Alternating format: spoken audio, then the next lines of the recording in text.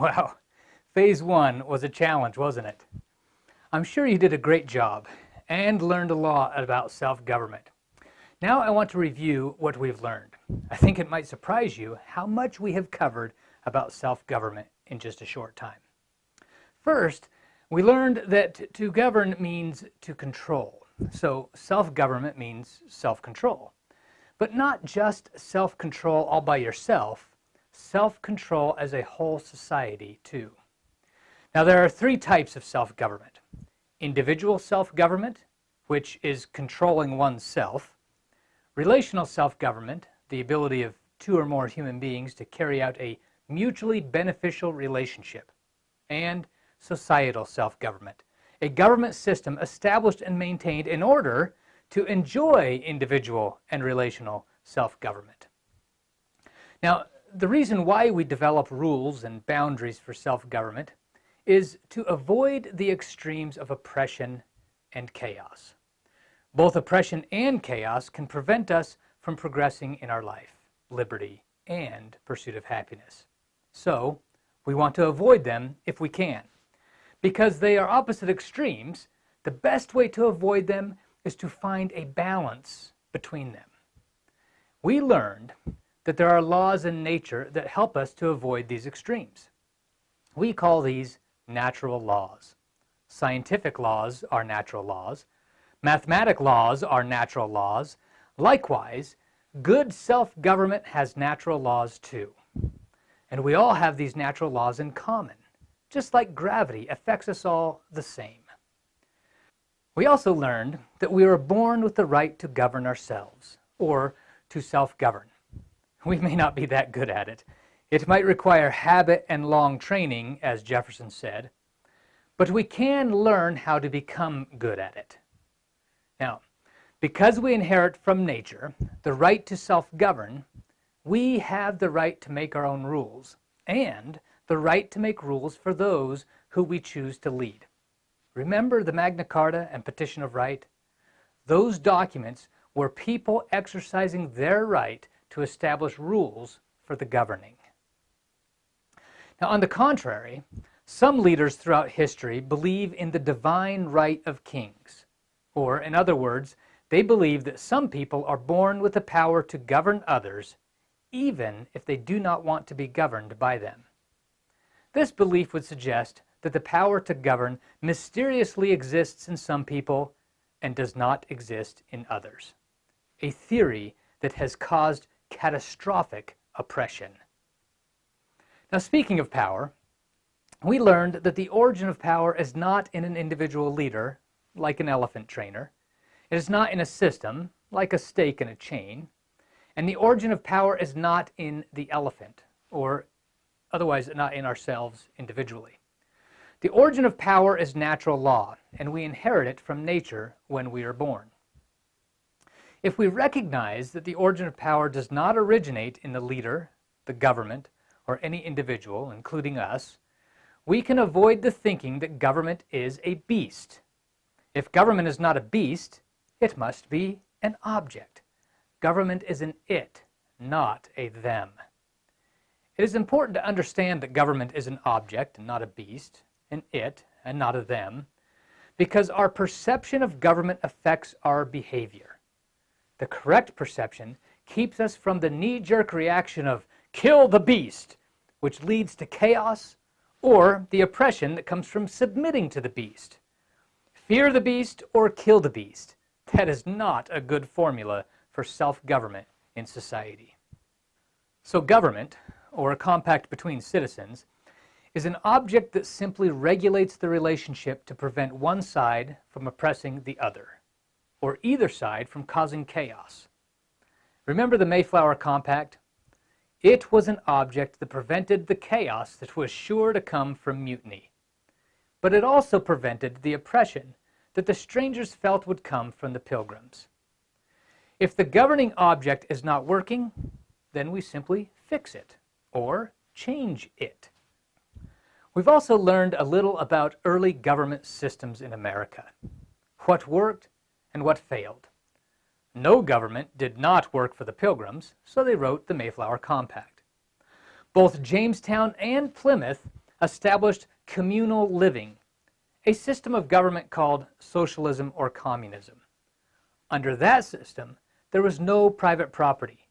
Anything that anyone worked hard to produce was put into a storehouse for others to use. They did not get to eat the fruit of their labors. This system failed. Both Jamestown and Plymouth established a free market economy that succeeded. Each individual was responsible for their own survival, and the property that their hard work produced was theirs to keep, trade, give away, or whatever they wanted. As William Bradford said, this was met with great success. Now, it was then briefly mentioned how the establishment of a theocracy not only caused too much oppression, but resulted in the Salem witch trials, where over 200 people were accused of witchcraft. 19 of them were executed. See, all those things I just mentioned, that was quite a lot that you've learned in a short time. Not to mention all that you've learned about real human nature and real self-government as you and your classmates have struggled to self-govern under the heavy hand of the director. Now I want to expand a little on what you've already learned, specifically what you've learned about power and government. A model referred to as power system control. Let's look at something in nature to examine this. Electricity. Say we're in the dark and we want some light. We know that electricity can bring us light. So we elect Sam to go get us some light. We tell Sam that we need some electricity and he can find it in a lightning bolt. So Sam goes to get an electricity from a lightning bolt. What's going to happen to Sam? Well, he'll probably see the light already. Raw power from nature in the form of a lightning bolt is absolute deadly chaos. We need something to protect Sam. So we create a system, a power plant, some wires, a light bulb, and a switch. Now we elect Sam to go control the power. This time, he does not need to touch the electricity. He is protected from the chaos by the system. Power system control. Now let's see if this works with other things. How about a car? Where does the power in a car originate? Most people think it's the engine or the driver. But cutting the fuel line answers that quickly.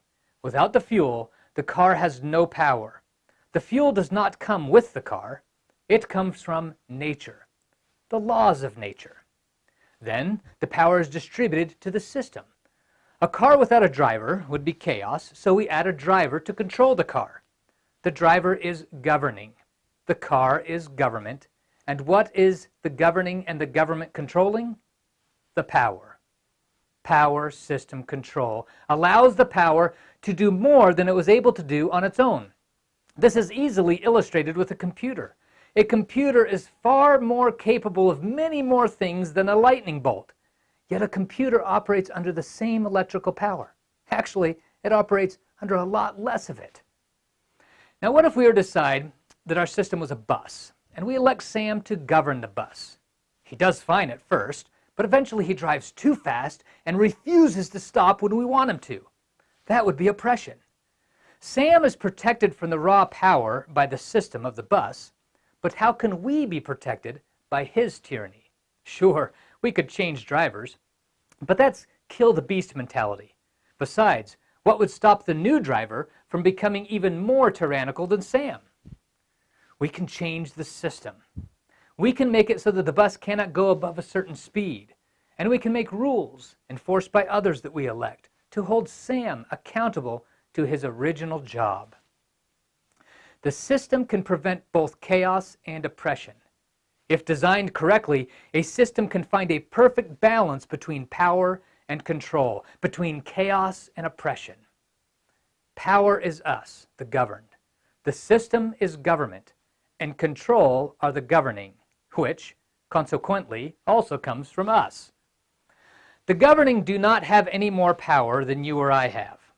They do not have any additional power when we delegate authority to them to control government. In fact, we never actually delegate power directly to them at all. Remember what happened to Sam when he tried to control the power directly? Basically the same thing that happened to the elephant trainer. It is not safe to delegate power directly to another human being.